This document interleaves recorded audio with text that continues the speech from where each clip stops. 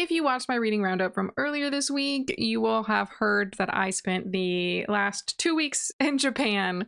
So most of my content in November was pre-recorded, which kind of made me laugh because I had been kind of struggling to find things I wanted to talk about before we left so that I had time to record and edit videos for them.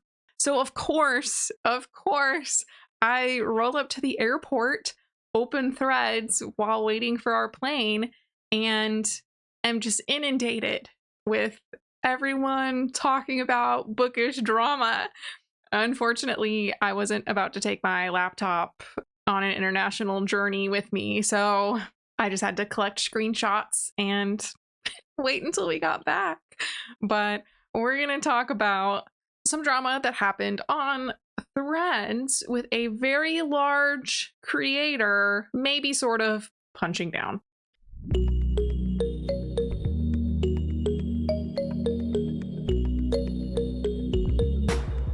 My name is Taylor Rose, and welcome back to my channel where we talk about everything reading and writing. So it is not unusual for influencers to try writing their own book, whether it be an autobiography or a fiction novel of some type. There have been several this year already. There was a romance novel written by an influencer, a fantasy novel written by maybe not an influencer, but a gamer. But we are talking about an essay collection written by kind of, I guess you'd call her an influencer, kind of a social media personality, Elyse Myers.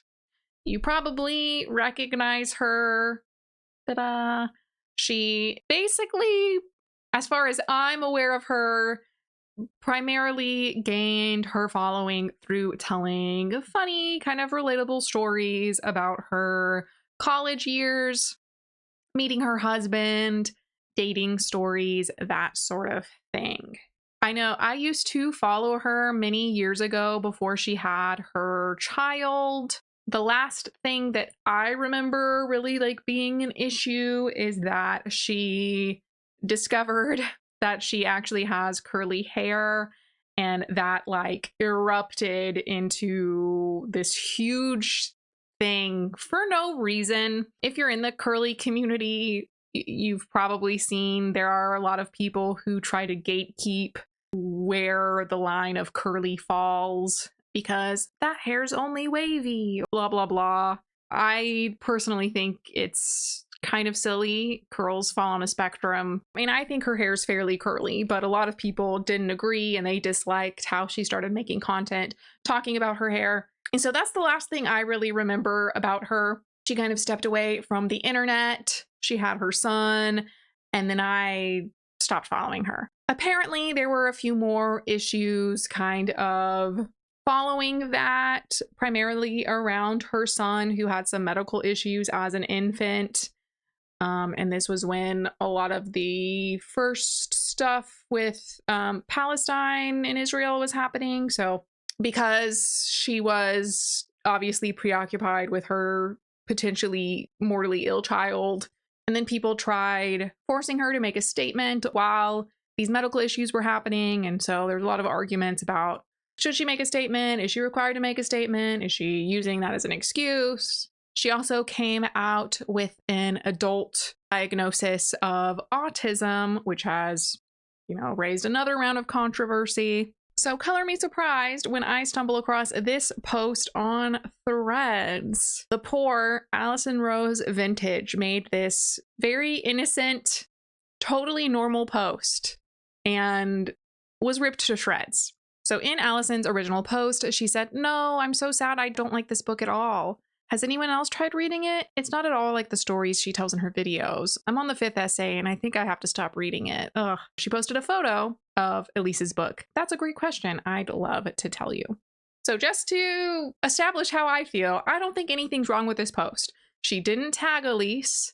She didn't even type in the title, which, there's no problem with that. I don't think. She just said, "Oh, I don't really like it. It's not what I thought it would be." Who else feels like this? When, guess who decides to chime in? Elyse Myers, who said, Instagram decided to put this on my feed as a post I might like, so now I'm here. Instagram's not your boss. I don't. Okay. I'm bummed you don't like it, but not at all offended. Everyone has different tastes in books, and that's okay. Please feel free to return it.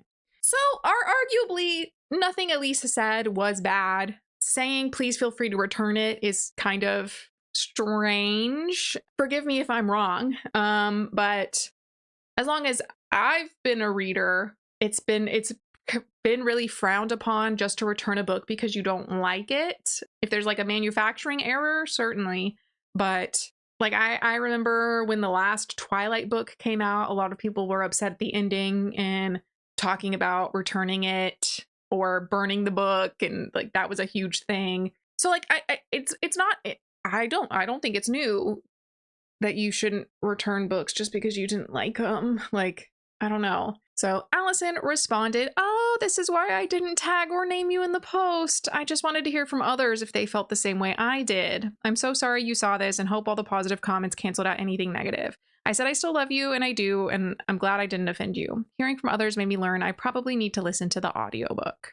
So, you know, Allison didn't say anything terrible either. But then, of course, we have people immediately jump in. That's how the algorithm works, though. You don't have to tag or at them because the algorithm knows it's about them. That's not her fault. Okay, how stupid. And then more people jumped in.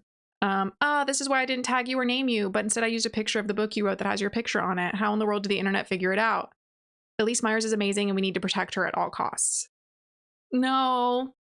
I agree with this person. The name's Mac. She's a grown-ass adult. She's a grown-ass adult. She's in her 30s. Strangers online don't need to protect her at all costs. Also, are we just not supposed to post how we feel about books? If she didn't include the photo or the name, she'd have a shit ton of comments begging for it. Yeah. What do you mean? She did it in the least direct way possible, too. What? I don't know. This is just really frustrating. So, at least when I was looking at this, a day after it was initially posted, there were tons and tons of comments bashing poor Allison. I have since looked again, and there are more comments kind of balancing out the playing field, but definitely during this first 24 hours, there were so many comments like these other ones going after Allison.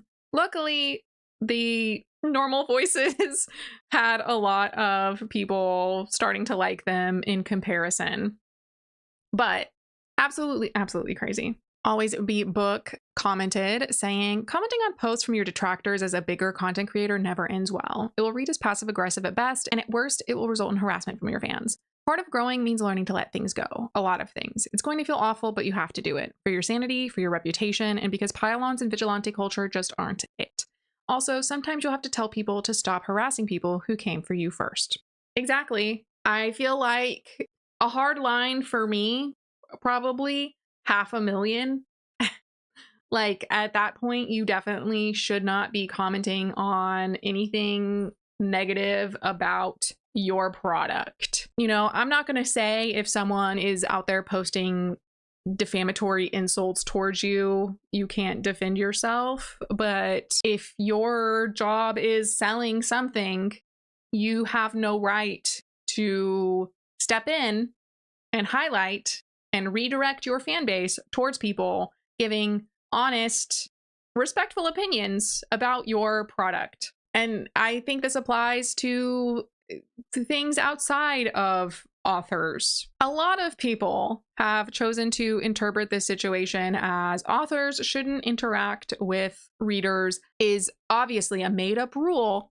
So you can see this post here. I've been reading novels for over 30 years and never in my effing life heard about some obscure rule that Book Talk probably made up 6 months ago that says authors aren't supposed to respond to reviews. Y'all are reaching so far. And I will say, you reading books doesn't equal you being in the bookish community, you being on social media, you know? And nobody's saying authors can't respond to any review ever at all.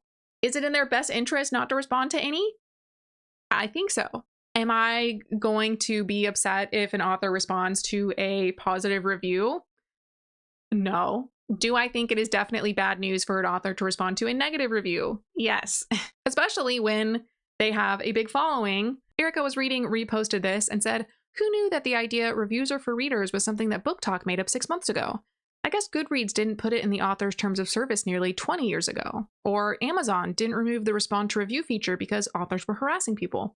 Or we haven't had major situations that made the news when authors like Sarah Stusek, Lauren Huff, and so many others." So if you follow Reads with Rachel, she has done multiple videos in her series, Authors Behaving Badly, where she gives multiple examples of authors who have physically harassed, stalked, attacked readers for their negative reviews, doxed them, etc. Which, like, yeah, I'm sure definitely it hurts when someone doesn't like something that you've spent a lot of time doing or making, but that, doesn't give you the right to retaliate. Literary Intersections said, "Someone posts a photo of a book and says, 'Oh, this isn't working for me. Anyone else?'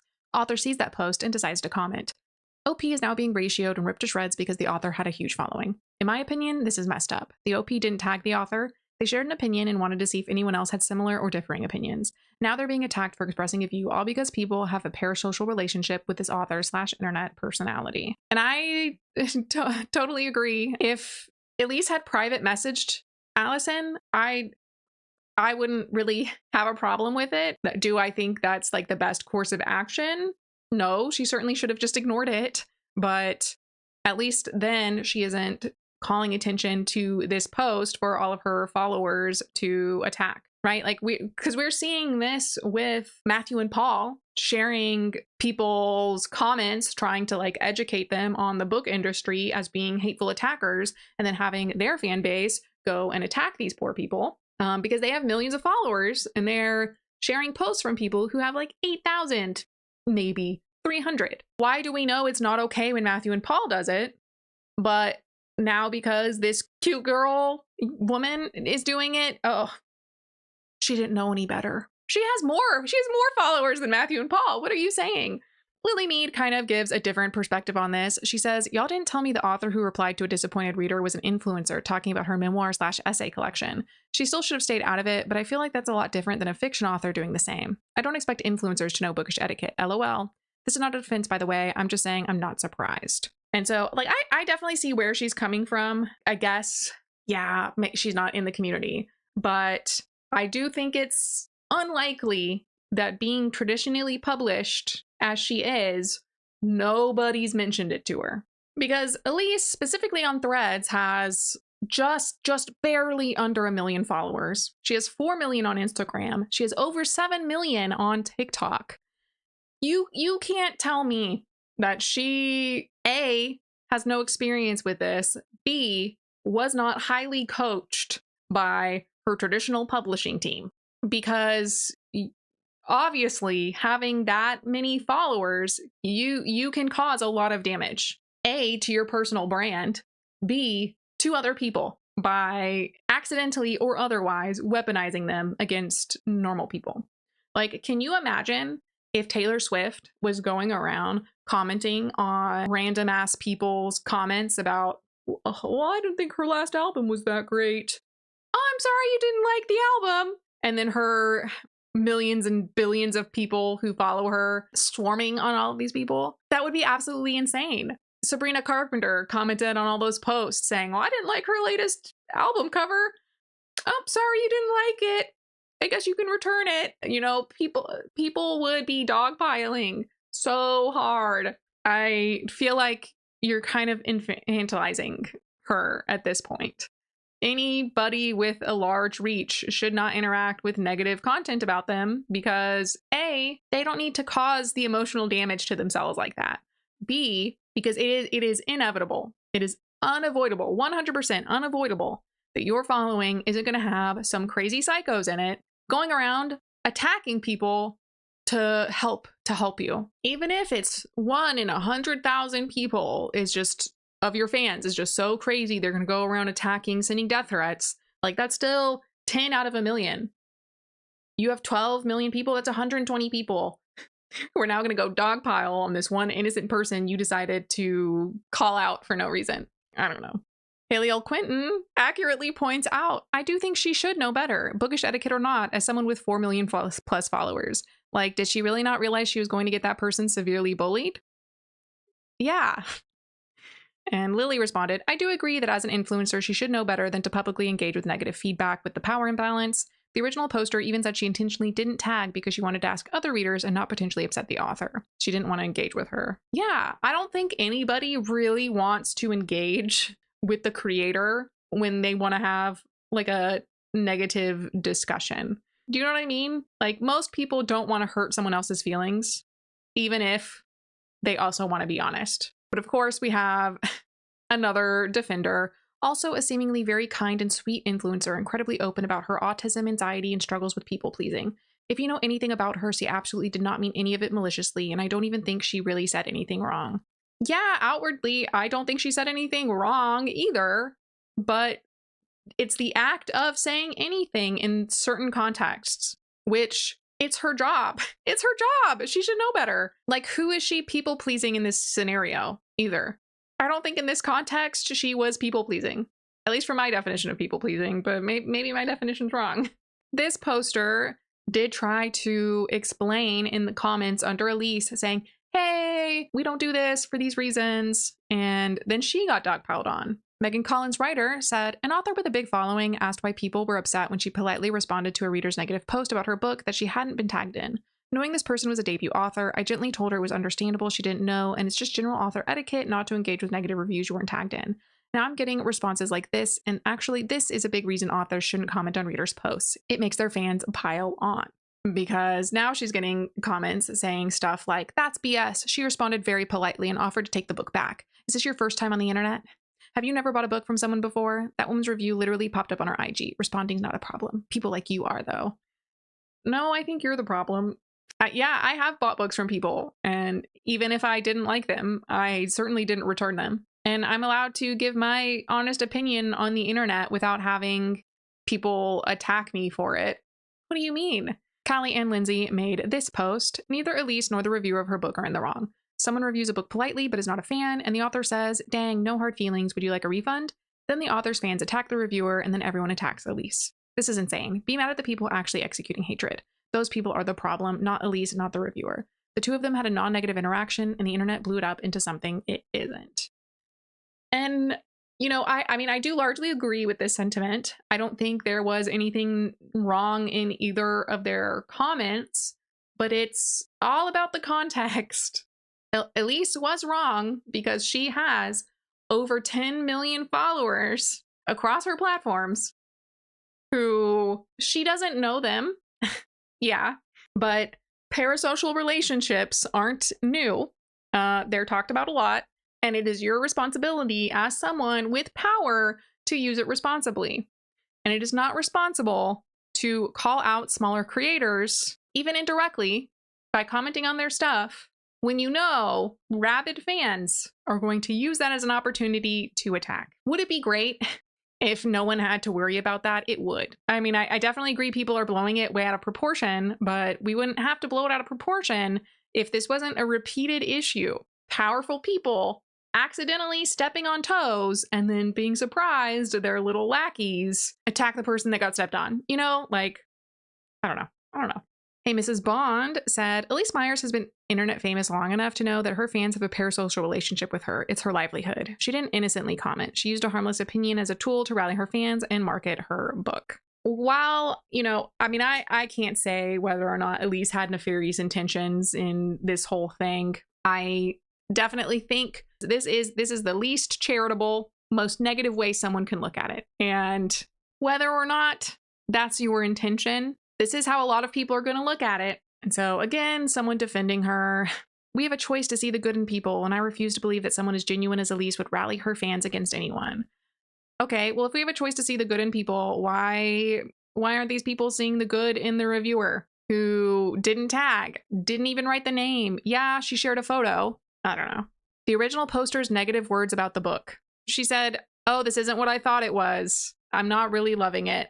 They're acting like the OP Allison went on like a 15-paragraph tirade about every single thing she hated and talked about how Elyse is an idiot, which isn't what happened at all by any stretch of the imagination. Hey, Mrs. Bond responded, I see the good in most people, but white women millionaires who know they have parasocial fan bases and punch down anyway don't get the benefit of my doubt. Why not let it fly? Because she wanted to trend. Even if her intention was to be kind, the impact was OP being attacked by her fans. Impact is greater than intent. Yeah, I am more inclined to lean that way. I don't know why we are so willing to forgive billionaires who make money off of us liking them the benefit of the doubt when negative stuff happens. I don't know. Kira in M13 said, yep, not to mention, feel free to return. No one needed your permission, Elyse. That was not a nice reply at all. Kira in M made her own post saying, people are really defending an author's right to engage with negative reviews, thereby sending an army of rabid fans with parasocial tendencies after that person for making an honest critique. For real? Pack it in, folks. This is the end of honest reviewing. Yeah. Like, yeah, wouldn't it be great if we could just all talk about things that we loved? Sure. Unfortunately, when you're spending money, you're allowed to voice your negative thoughts about what it is that you purchased. And I definitely think there's a line between a negative review that is respectful and relevant to the purchase, the content, versus like an attack on the author who didn't actually do anything wrong. Like, I mean, obviously there are go watch Read with Rachel's authors behaving badly videos. Like, there are authors who do bad things that, yeah, you know, I don't want to say are deserving of personal attack, but like they are things people would attack you for and kind of be warranted. Yeah, if you show up to a reviewer's house and threaten to physically harm them, like obviously you're allowed to speak out against that. And Faded Loves kind of sums up my thoughts really well. Hey, so an author can be completely polite in a negative post-comment section and still be the wrong choice to comment. There's an inherent disparity of power between an author and reader, and if the author is not tagged, it's not our business. Would I be a lot more forgiving if Elyse only had like 10,000 followers or something, 100,000 even? Yeah. I mean, I would be a lot more forgiving. But once you pass 500,000, 5 million, 10 million followers, you should know better. You should just inherently recognize how much more powerful you are in social media spaces than the average social media user. If it had been another person with 10 million followers, I also probably would feel differently about the situation because at this point they're equals. But they're not. They're not equals. They aren't peers. Summer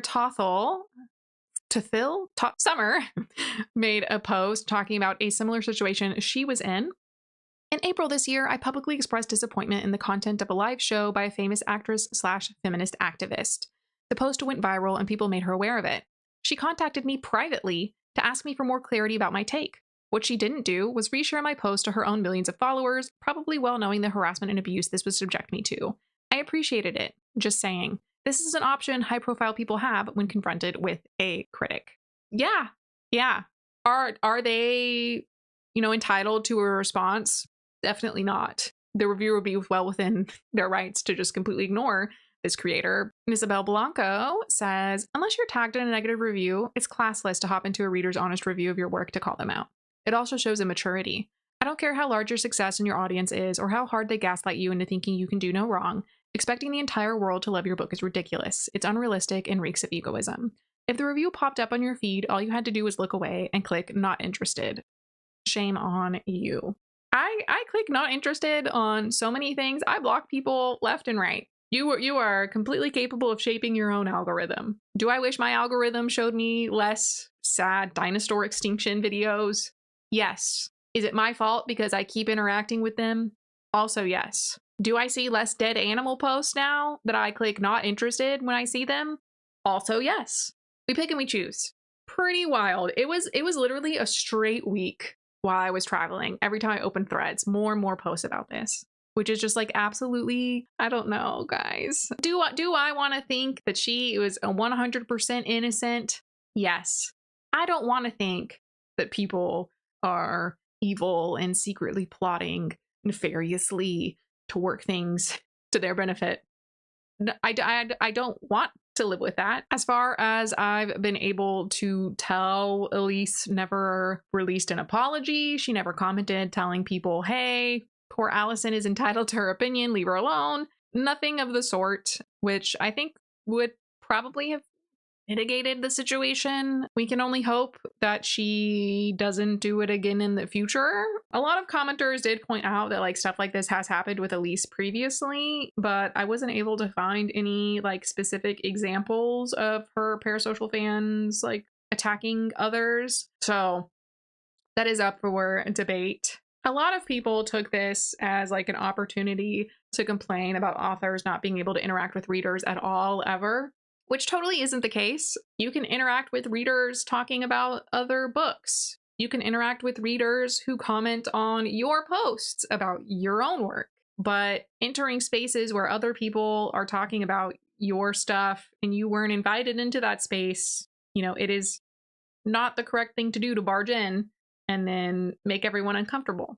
If you're having lunch with your coworkers at work and then the CEO barges in and starts asking you your opinion on their latest company-wide speech or something, like, you're going to be uncomfortable. Because I feel like at the end of the day, like, authors don't write their books for you. They wrote their book, packaged it, and are selling a completed product. So they don't need to talk to you, and you don't need to talk to them.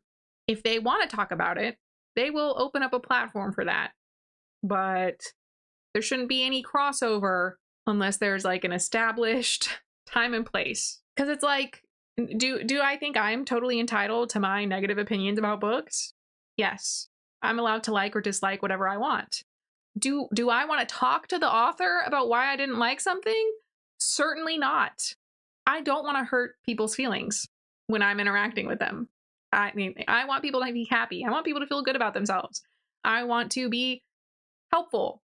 If someone asks me for critique or advice, I am more than willing to give it. If you want me to look at something, sure, I will do my best to give you positive but helpful critique. Will I point out things that are wrong? Yes. Am I going to be mean about it? No. That's definitely on like a peer-to-peer basis. You know, if I'm talking about a book where they've sold hundreds of thousands of copies, like my opinion really should not matter at all to them. And like, yeah, am I going to be less nice talking to randos about something that they're also consumers of? Yeah, I think that's true for anybody.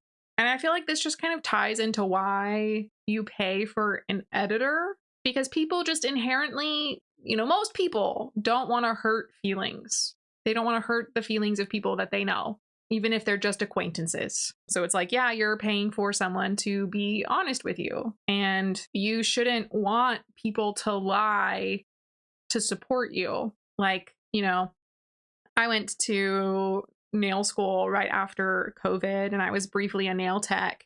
And one of the other girls was just like dangerously positive about everyone's skill level. And it just like, I know I'm not great at nails.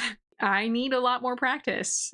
That's why I'm no longer a nail tech. Also, we moved, but like, it takes me a long time to do nails. So having this coworker go around and be like, Taylor's so amazing, she's so great at it, blah, blah, blah. It just sets up everyone for failure.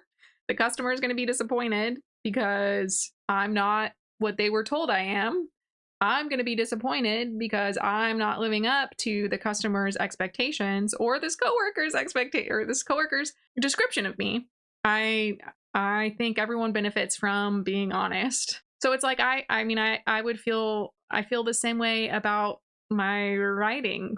Like when I was in college and wrote a lot, because I was an English writing major, you know, if I worked really hard on something and someone read it and they said, oh, I really liked XYZ, great job, you know, I would believe them because I put in the work and they gave me good examples of what was great. When people who I knew hadn't read much, if any, of my work would go around being like, Taylor's such an amazing writer. It's like, I know you're lying. I know you're lying to make me feel better, but you're lying to other people about me.